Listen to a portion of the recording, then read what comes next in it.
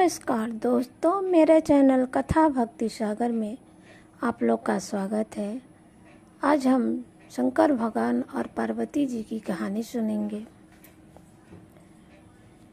एक बार कैलाश पर्वत पर शंकर भगवान माता पार्वती के साथ बैठे थे। सावन का महीना चल रहा था, तो वो लोग कैलाश पर्वत से ही देख रहे थे कि धरती लोक पर खूब धूमधाम है। सब लोग अपना पूजा पाठ करने जाने, कोई बोलबम जा रहा है, कोई कहीं जा रहा है शंकर भगवान के पूजन के लिए, दर्शन के लिए।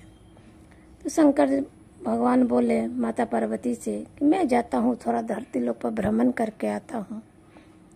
अब माता भी जिद करने लगी, नहीं प्रभु, मैं भी आपके साथ चलूंगी। शंकर भगवान बोले चलो ठीक है, चलो, जिद कर रही हो तो चलो साथ में। अपना वो लोग एक गांव के आदमी के रूप में, जैसे आम आदमी के रूप में अपना एक गांव में उतर गए।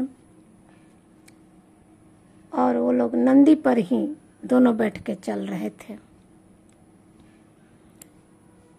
गांव में जब कुछ दूर गए, दोनों बैठे थे, तो कुछ औरतें उधर से गुजर रही थी।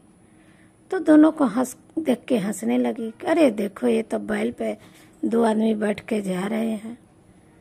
फिर शंकर भगवान उतर गए।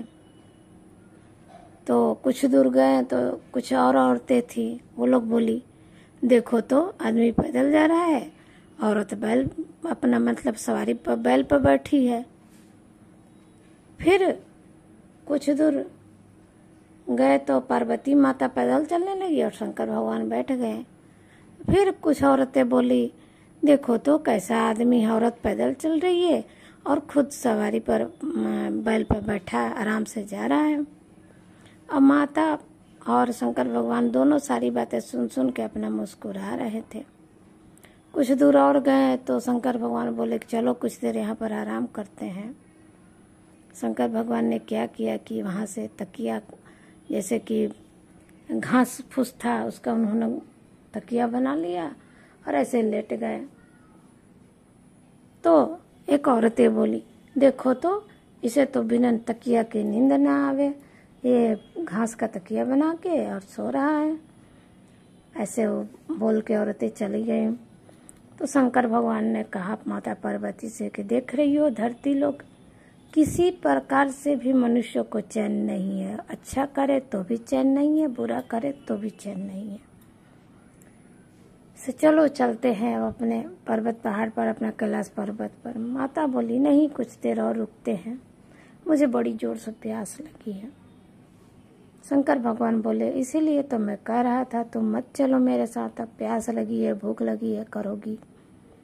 उन्होंने अपनी जटा से गंगा को वहाँ बहवा दिया और उसी से खुद पानी पिए। नंदी भी, बैल जो था वो भी पानी पिया और माता पार्वती भी पानी पी ली। कुछ दूर चले, उसके बाद तो फिर माँ पार्वती बोली मुझे अब भूख लगी है जोड़ों की। अब भगवान बोले अब मैं तुम्हें खाना यहाँ उस पर कहाँ से खिलाऊंगा। उन्होंने एक घर का दरवाजा खटखटाया, उसमें से एक बुढ़िया माई निकली। जब बुढ़िया माई निकली तो भगवान बोले कि हम लोग को बहुत जोरों से भूख लगी है, थोड़ा सा खीर बना दीजिए, हम लोग को बना के भोजन करा दीजिए खीर। वो बुढ़िया बहुत नक चढ़ी थी। वो बोली हाँ, मेरे घर तो एकदम भंडारा भरा हुआ है, जो तुझे मैं खीर बना के खिला दूँ, मैं न बनाऊंगी। ऐसे उसने ना कर दिया। अब शंकर भगवान आगे बढ़े। आगे एक झोपड़ी थी, वहाँ एक बुढ़िया माई बैठी थी। वहाँ जाके शंकर भगवान बोले माई, हम लोग को बहुत जोर से भूख लगी है, थोड़ा सा खीर बना दो और हमें भोजन करा दो। वो बुढ़िया माई बहुत ही आदर सत्कार से उन लोग को उसी झोपड़ी में बैठाया और कहा कि आप लोग बैठो, मैं खीर का सामान लेके आती हूँ। भगवान बोले माई, तुझे कहीं जाने की जरूरत नहीं है, तुम देखो तो झोपड़ी के अंदर ही सारा सामान है।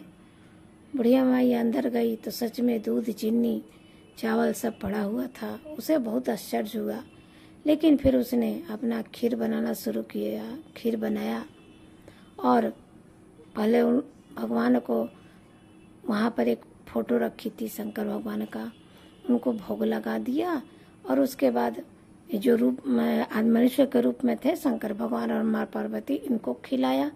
खीर बहुत स्वादिष्ट बना था।